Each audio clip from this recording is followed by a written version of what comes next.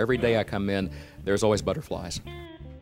The environment at Keeneland is just unparalleled in the racing world, and it's really a privilege to be able to call races in a venue such as this. Keeneland's actually the most challenging racetrack that I've ever called races at for a number of reasons. For one thing, the grandstand is facing west, so you typically have the sun in your eyes. The sun seems to be very bright here in Kentucky.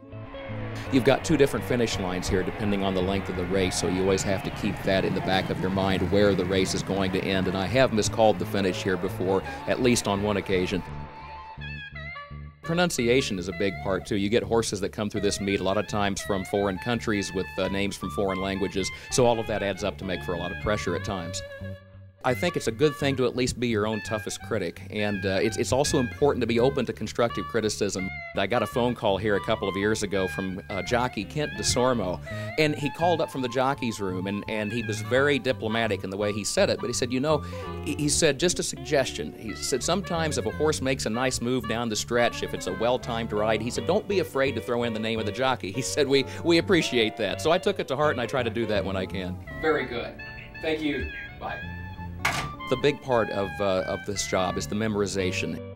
The sixth race, scratch number 7, easy to remember. Number 7, easy to remember, is scratched. To identify the horses, you can't really go by the numbers because you can't see the numbers very well when the horses run. So what most of us do is we associate the horse's name with the silks that the jockey is wearing. To tell you the truth, the color of the jockey's cap can really bail an announcer out of a jam. Even when you study the silks that they are wearing, you're often looking at the jockey sitting upright in the saddle in the post parade, and then what'll happen, they come out of the gate and they're hunched over the horse's neck and they're stacked up 5 wide. And now you can't even see the jockeys that are in between horses, but typically you can always see the jockey's cap. The thing that is probably the most challenging for me is the hurry up and wait aspect of horse racing, and especially on a day when you have a Grade 1 feature race. That is when my nerves really get worked up.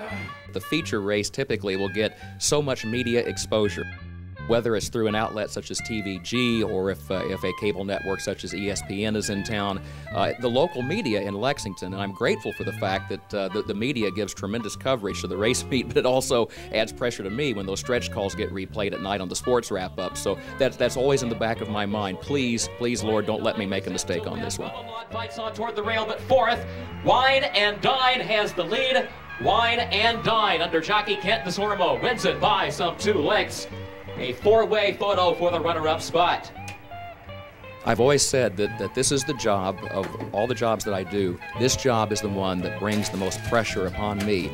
I've said that when the alarm goes off in the morning, I always feel a certain sense of dread about the day starting because, again, I think of everything that could go wrong. Having said that, at the end of the day, when the day's over and you've survived the day, I have never realized a sense of professional satisfaction like I do being affiliated with Keeneland. I'm Kurt Becker, and I'm the track announcer at Keeneland.